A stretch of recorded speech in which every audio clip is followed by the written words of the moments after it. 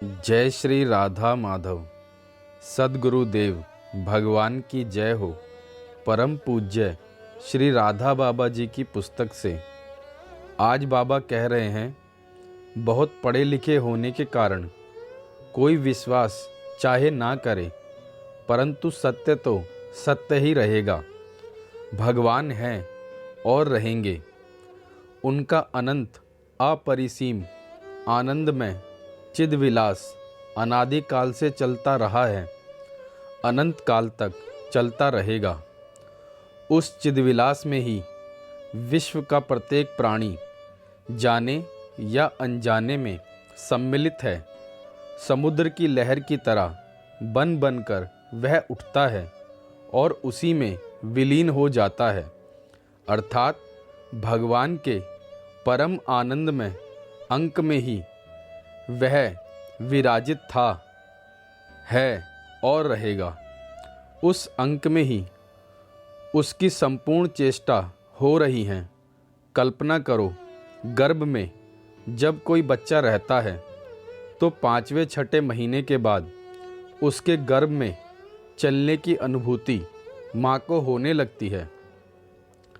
उसका हिलना डुलना चाहे कैसा भी हो, माँ में आनंद का संचार करता है। माँ उस गर्भस्थ संतान के संबंध में यह विचार नहीं करती कि यह तो हमारा तिरस्कार करता है। वैसे ही प्रत्येक भूत प्राणी निरंतर भगवान के गर्भ में ही निवास कर रहा है।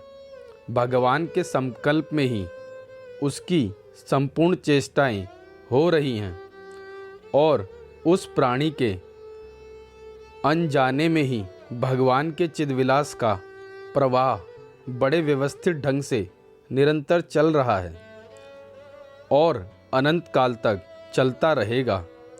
किंतु जो प्राणी इसको जान लेता है उसे एक अनिर्वचनीय अचिंत्य आनंद का अनुभव होता है। वास्तव में यह जानना और ना जानना भी भगवान के सच्चिदानंदमय विलास का ही एक अंग है। सरल भाषा में इसे यों समझना चाहिए, जिस क्षण किसी भी प्राणी ने एक बार भी किसी भी निमित्त से झूठ मूठ ही भगवान से संबंध जोड़ लिया, उस क्षण ही सचमुच अनादि अनंतकालीन जीवन भूमिका की एक नई रूपरेखा निर्मित हो गई। अर्थात अब आगे चलकर वह अवश्य उस प्राणी की भांति भगवान के चिद्विलास के रहस्य को जान जाएगा, जो भगवान के अंग में नित्य विराजित रहकर भगवान के विलास का नित्य निरंतर अनुभव करता हुआ परमानंद में निमग्न रहता है। भगवान से एक बार जुड़ना ही जीवन का सारा इतिहास बदल जाने का मानो सचमुच सत्य परम मंगलमय शुभ शकुन है। जय श्री राधा माधव।